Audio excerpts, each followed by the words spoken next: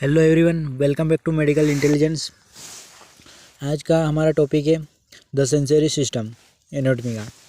अगर इसके नोट्स आपको इंग्लिश में चाहिए तो इस सिंपल से इसका स्क्रीनशॉट लेना है। उसके बाद आप गूगल लेंस की मदद से इसको ट्रांसलेट करके इसके नोट्स बना सकते हो।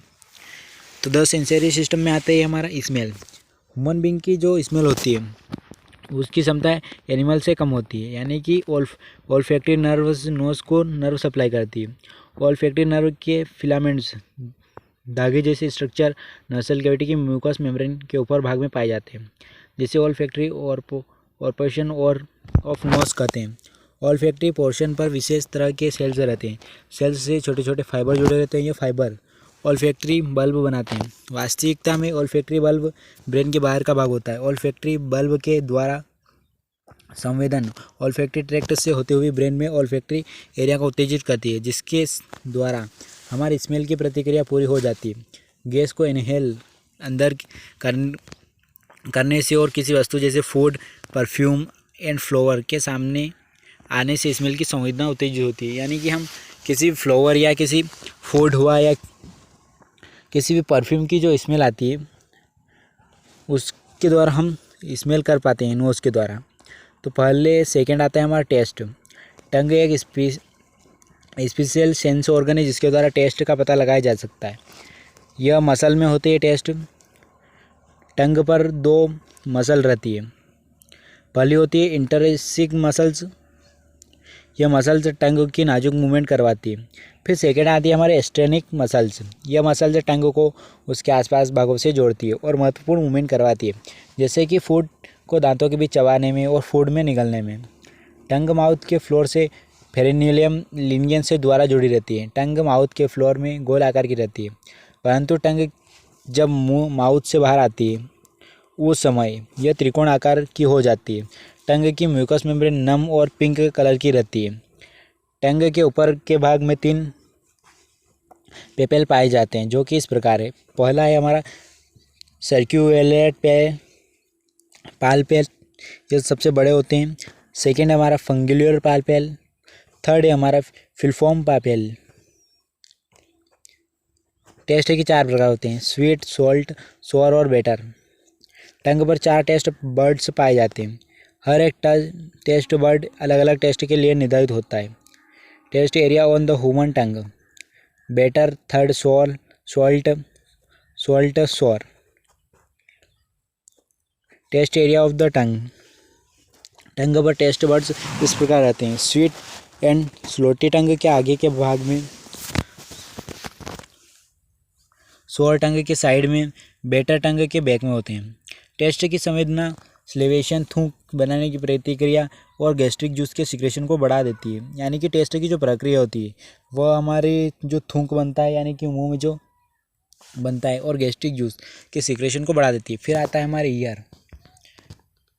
ईयर एक स्पेशल सेंसरी ऑर्गन है। ईयर को ऑर्गन ऑफ हेयरिंग कहते हैं, क्योंकि इस ऑर्गन के द्वारा ही हम सुन पाते हैं। ईयर के 2 काम होते हैं: ईयर के द्वारा हम सुन पाते हैं, सेकेंड ईयर के द्वारा बॉडी का संतुलन बना रहता है। यहाँ पर स्ट्रक्चर देख सकते हो, स्ट्रक्चर ऑफ ईयर। और सबसे जो छोटी बोन होती है वो सबसे जो छोटी बोन होती है ईयर में वो होती है इनकस बोन। यहाँ पर देख सकते हो, ये सबसे छोटी बोन होती है ईयर में। अगर आपसे पूछ लिया जाए कि बॉडी की सबसे छोटी बोन कौन होती है तो वो इनकस होती है। और सबसे बड़ी बोन जो होती है वो फीमोरल होती है, फीमर यानी कि। Structure of the year: year के 3 पार्ट होते हैं। First outer ear, external ear भी कहते हैं। मिडिल ईयर जिसे टेम्पेनिक कैविटी में पाया जाता है। थर्ड हो जाता है इनर ईयर। यहाँ पर देख सकते हो स्ट्रक्चर में, ये जो आउटर ईयर है ये हमारा फर्स्ट ईयर है, एक्सटर्नल ईयर है। और सेकेंड जो टेम्पेनिक कैविटी है वो यहाँ पर देख सकते हो, ये टेम्पेनिक कैविटी दे रखी है यहाँ पर, जहाँ पर टेम्पेनिक मेम्ब्रेन भी होती है। फिर थर्ड आती है हमारी इनर ईयर, अंदर का। फिर आया outer ear. Outer ear 2 part of मिलकर बना होता है। पिन्ना जो कि ऑरिकल से बना होता है। सेकेंड आता है एक्सटर्नल एसोटिक मिक्सचर, यानी कि ऑडिटरी कैनाल का बना होता है। फिर पहला है हमारा पिन्ना। पिन्ना का काम साउंड वेव को इकट्ठा करना होता है। पिन्ना की कोई निर्धारित शेप नहीं रहता है। पिन्ना का लगभग भाग कार्टिलेज और फाइबर टिश्यू का बना रहता है। पिन्ना के नीचे का भाग फैट बना रहता है। पिन्ना के आगे, ऊपर और पीछे के भाग में मसल्स रहते हैं, और इन मसल्स के द्वारा पिन्ना मुंह हिलना कर पाता है, यानी कि पिन्ना जो हिल पाता है वो इसके कारण पिन्ना है। सेकेंड आता है हमारे ऑडिटरी कैनाल। यह कैनल 2.5 सेंटीमीटर लंबी रहती है और इस कैनल में हेयर्स और सेरेमिनियस ग्लैंड पाई जाती है। सेरेमिनियस ग्लैंड का काम वैक्स यानी कि सिगरेट करना होता है। यानी कि हमारे जो ईयर होता है इसमें जो पीले का कलर का जो वैक्स होता है वह यही जो होती है सीबम सिगरेट करती है, जिसे सीबम भी कर सकते हैं हम। वह जो होता है वह इस ग्लैंड के कारण सिगरेट होता है। इस कैनल की शेप सीधी न रहकर एस शेप की रहती है। अगर हम अडल्ट के ऑडिटरी कैनल की शेप को सीधा करना चाहते हैं तो हम पिन्ना को पहले नीचे और फिर पीछे की तरफ करना पड़ेगा। वैक्स और हेयर्स का काम फॉरेन बॉडीज जैसे कि डक्ट, इंसेक्ट और माइक्रोब्स कीटाणु को टेम्परिंग मेमोरी तक पहुंचाने से रोकता है। यानी कि हमारे जो ईयर में जो वैक्स होता है और जो सीबम होता है वो जो सीक्रेट होता है तो वो इसके कारण होता है क्योंकि हमारे अंदर जो बैक्टीरिया, वायरसेस और जो माइक्रोब्स होते हैं वो हमारे ईयर की टेम्परिंग मेम्ब्रेन तक नहीं पहुंचाए, इसलिए यह होता है वैक्स। फिर आती है हमारी टेम्परिंग मेम्ब्रेन, जिसे हम ईयर ड्रम भी कहते हैं। यह पतली सफ़ेद अंडे के आकार की सेमी ट्रांसपेरेंट पारदर्शी होती है। यह ऑडिटरी कैनल के आखिरी भाग पर पाई जाती है। आउटर ईयर और मिडिल ईयर को दो भागों में बांटती है। पहले टेम्परिंग मेम्ब्रेन के बीच में एक दबा हुआ भाग होता है जिसे उम्बलो कहते हैं। उम्बलो के अंदर के भाग को मेलेनस का हैंडल जुड़ा हुआ होता है। साउंड वेव्स यानी कि साउंड टेम्परिंग मेम्ब्रेन में वाइब्रेशन करती है। फिर यह वाइब्रेशन ईयर, ओसिकल्स और मिडिल ईयर से होते हुए इनर ईयर तक पहुंच जाती है। फिर हमारा सेकेंड है मिडिल ईयर। मिडिल ईयर को टेम्परिंग कैविटी और टेम्पेनियम के नाम से भी जाना जाता है। मिडिल ईयर की कोई निर्धारित शेप नहीं रहती। यह हवा से भरी हुई जगह रहती है। मिडिल ईयर के आगे का भाग ऑडिटरी ट्यूब और ओस्टिक्युलर ट्यूब के द्वारा नेसोफेरिंक्स से जुड़ा रहता है। मिडिल ईयर के पीछे का भाग मेस्टोइड एंट्रियम और मेस्टोइड ईयर सेल से जुड़ा होता है। ऑडिटरी कैनाल और एस्टेरियम ट्यूब का काम ईयर ड्रम के बाहर और अंदर के भाग में ईयर प्रेशर को सामान्य बनाए रखता है। ऑस्टिचेन के ट्यूब के सामान्य तौर पर बंद रहती है, परंतु हर बार खाना निगलते समय ऑस्टियोचेन ट्यूब खुल जाती है। मिडिल ईयर में ईयर ओसिकल्स पाए जाते हैं।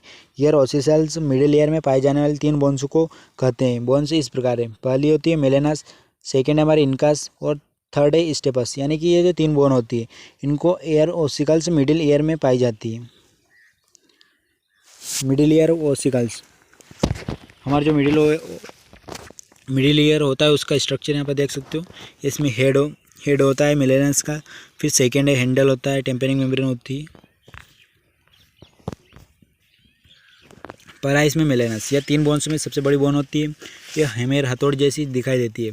मेलेनस बोन का हैंडल टेम्परिंग मेम्ब्रेन से जुड़ा रहता है।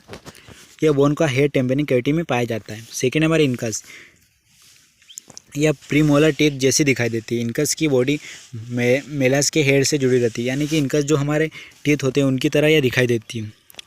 फिर थर्ड आती है हमारी स्टेपिस, जिसे स्ट्रिप भी कहते हैं। यह सबसे छोटी बोन रहती है। बोन के आगे का भाग इनकस से जुड़ा होता है और पीछे का भाग अंडे के आकार का होता है। यह स्टेप्स का यह भाग मेम्ब्रेन से जुड़ा हुआ रहता है। यह मेम्ब्रेन ओवल विंडोज या फेस्ट्रेटल वेस्टिब्यूली को बंद करने का काम करती है। यह तीनों बोन एक दूसरे से जुड़ी रहती है। यह तीनों बोन मिलकर एक चेन बनाती है और यह चेन साउंड की वाइब्रेशन और ईयर ड्रम से इंटरनल ईयर तक पहुंचाती है। यानी कि तीनों जो बोन होती है मिलकर साउंड का प्रोटेक्शन करती है और वाइब्रेशन में हेल्प करती है। फिर हमारी आती है मेस्टोइड प्रोसेस। यह टेम्पोरल बोन का वह भाग है जो ईयर के पीछे पाया जाता है। मेस्टोइड प्रोसेस के ऊपर एक भाग में हवा के लिए जगह बनी रहती है, जिसे मेस्टोइड एंट्रियम कहते हैं। मेस्टोइड एंट्रियम मिडिल ईयर से जुड़ा रहता है। मेस्टोइड होता है। फिर आता है हमारा थर्ड इनर ईयर।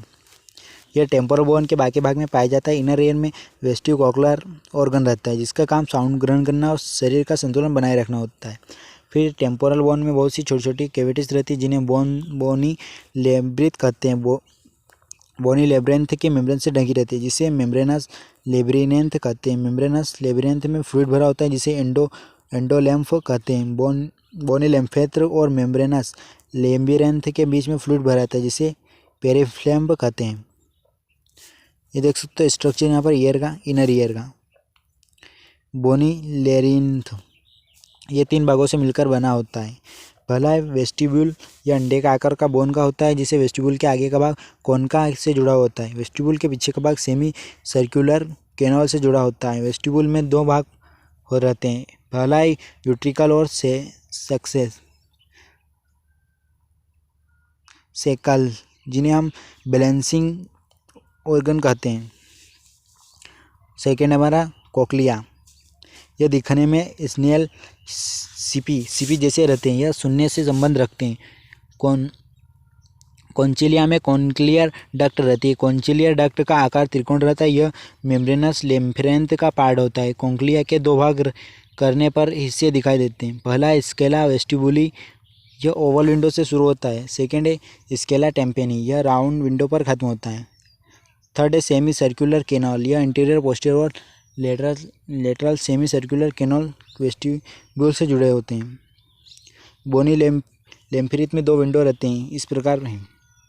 पहला है पेनिस्टेरा वेस्टिब्यूल, इस विंडो को ओवलिस भी कहते हैं क्योंकि विंडोज ओवल शेप की होती है। सेकेंड है फेनेस्ट्रल कॉन्क्लिया, इस विंडो गोलाकार की रहती है। यह विंडो मिडिल ईयर की तरफ खुलती है। ये विंडो का काम वाइब्रेशन और मिडिल ईयर को पेरिलैम्फ पर पहुंचाना होता है। फिर यह वाइब्रेशन पेरिलैम्फ और एंडोलैम्फ से होती हुई ऑडिटरी नर्व की नर्व एंडिंग तक उत्तेजित होती है। ऑडिटरी नर्व यह नर्व है जिसका काम ईयर को नर्व सप्लाई करना होता है। फिर आती है हमारी ऑडिटरी नर्व के दो भाग होते हैं। पहला भाग जो इनर ईयर के वेस्टिबुलर पोर्शन से संवेदना लेता है, यह भाग बॉडी का नियंत्रण बनाने में सहायक होता है। सेकेंड आता है हमारा दूसरे भाग को कॉन्क्लियर पोर्शन कहते हैं, यह भाग सुनने में सहायता करता है। फिर फिजियोलॉजी ऑफ हेयरिंग, ईयर की फिजियोलॉजी, वातावरण से साउंड वेव इकट्ठा करती है या फिर साउंड वेव ऑडिटरी कैनाल तक पहुंचा दी जाती है। फिर यह sound wave ear drum ear ossicles में कंपन पैदा करती है। फिर यह साउंड वेव पेरिलैम्फ तक पहुंच जाती है। फिर एंडोलैम्फ को पास करती हुई ऑडिटरी नर्व की एंडिंग को उत्तेजित करती हुई ब्रेन के ऑडिटरी एरिया तक पहुंच जाती है। इस प्रकार ईयर सुनने में सहायता करता है। ऑडिटरी एरिया का काम सुनना होता है। पहले साउंड वेव आती है, उसके बाद कलेक्शन करता है पिन्ना, फिर ट्रांसफ़र होता है ऑडिटरी कैनाल को, फिर वाइब्रेशन होता है टेम्पेनिक मेम्ब्रेन में, फिर वाइब्रेशन इन ईयर ऑसिकल्स में वाइब्रेशन होता है। फिर जो वाइब्रेशन होता है ऑसिकल्स में वो फिर ट्रांसफ़र करती है पेरिलैम्फ को, फिर पेरिलैम्फ ट्रांसफ़र करती है एंडोलैम्फ को, फिर एंडोलैम्फ जो ट्रांसफ़र करती है वो स्टिमुलेट होता है ऑडिटरी नर्व में, फिर वहाँ पर एंडिंग होती है। फिर जो ऑडिटरी नर्व जो होती है वह स्टिमुलेट करती है ऑडिटरी एरिया की ओर जो कि ब्रेन में होता है। फिर लिसन ऑफ ईयर यानी कि सुनने का काम होता है। फंक्शन ऑफ ईयर, ईयर के फंक्शन क्या क्या है? ईयर के द्वारा हम सुन पाते हैं, जैसे हम अभी पढ़ा है ईयर में सुनने की प्रक्रिया किस प्रकार होती है। ईयर हमारे शरीर का संतुलन बनाए रखने में सहायता होता है। यह इस प्रकार होता है जब किसी व्यक्ति को बाईं ओर की तरफ धकेला जाता है, जब वह व्यक्ति अपने हेड को दाईं ओर टर्न कर लेता है। ऐसा करने से वह व्यक्ति शरीर के वजन का संतुलन बना पाता है, नीचे गिरने से बच पाता है। सेमी सर्कुलर कैनाल में फ्लूइड पेरालैम्फ एंड एंडोलैम्फ भरा रहता है और जब किसी व्यक्ति को एक ओर धकेला जाता है उस समय फ्लूइड में मूवमेंट होता है जिसके कारण इम्पल्सेस बनती है। यह इम्पल्सेस ब्रेन से सीधी संबंधित रहती है। इसी वजह से जब किसी व्यक्ति को एक ओर धकेला जाता है तो वह अपनी हेड को दूसरी ओर टर्न कर लेता है। ईयर का फंक्शन होता है। फिर आती है हमारी आइज़। आइज़ हमारे शरीर का महत्वपूर्ण सेंसरी ऑर्गन है।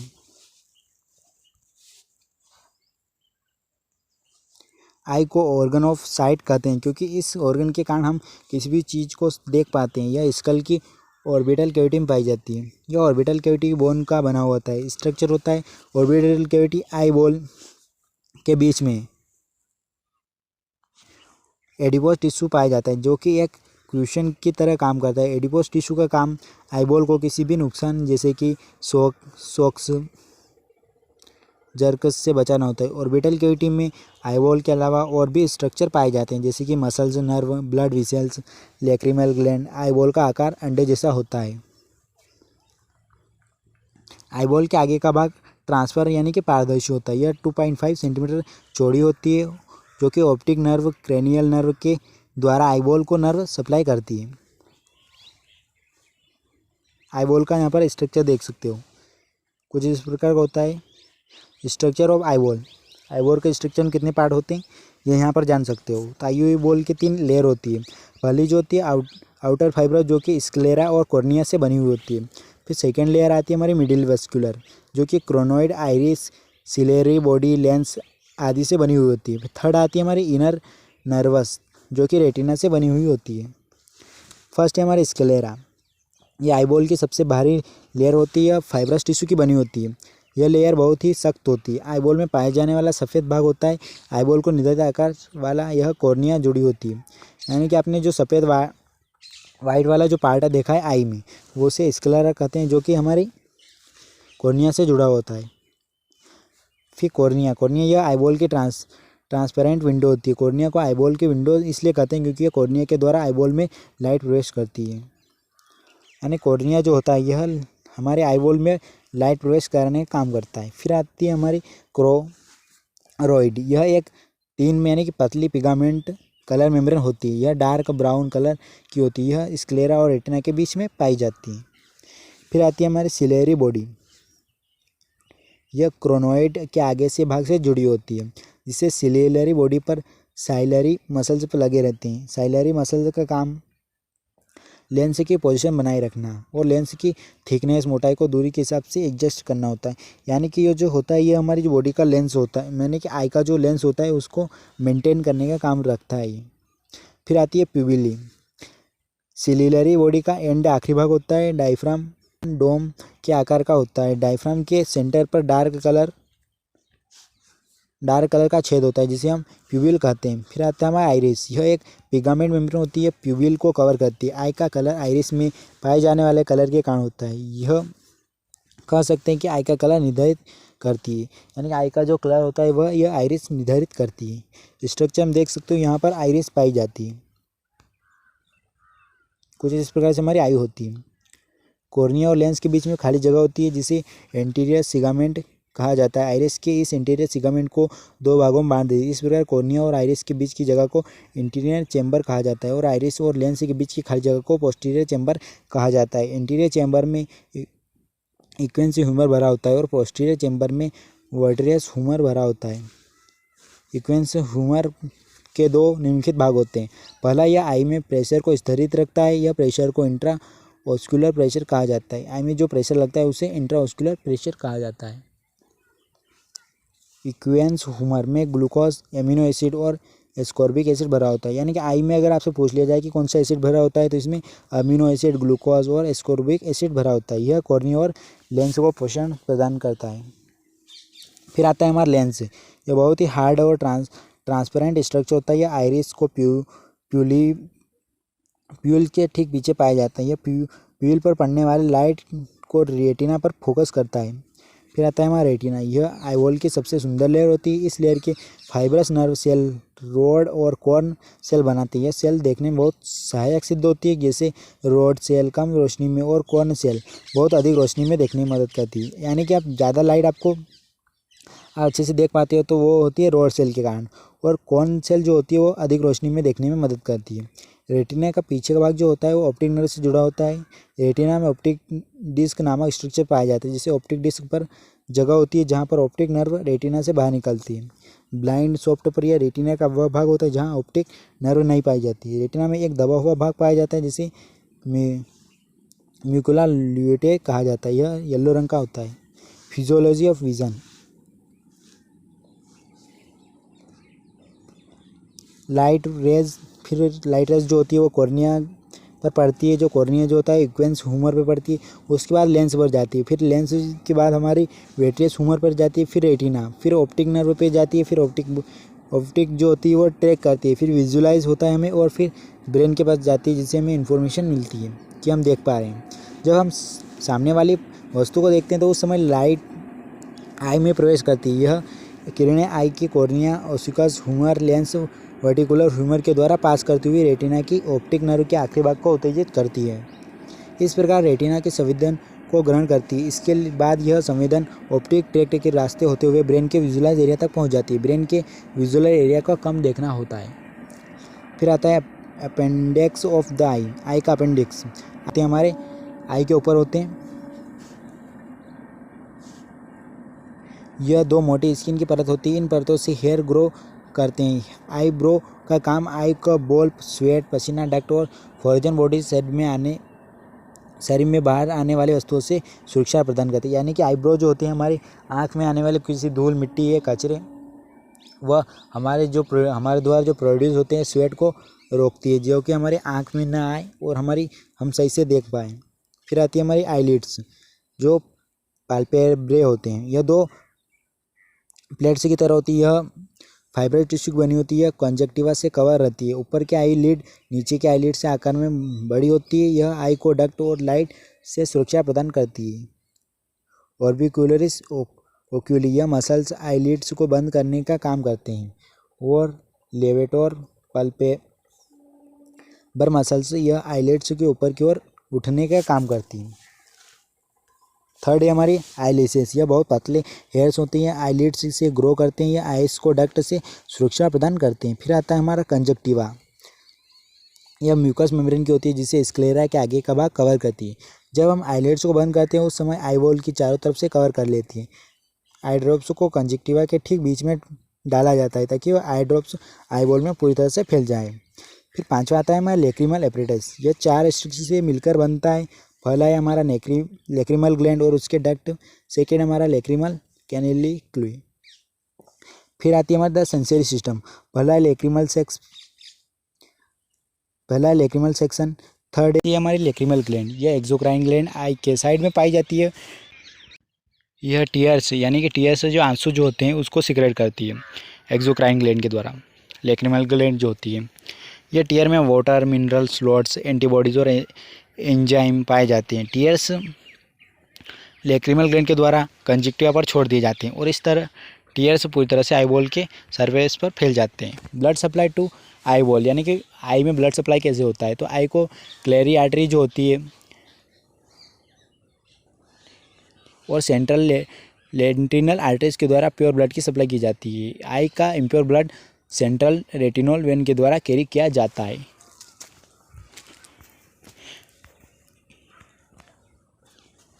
Please subscribe my YouTube channel and like this video.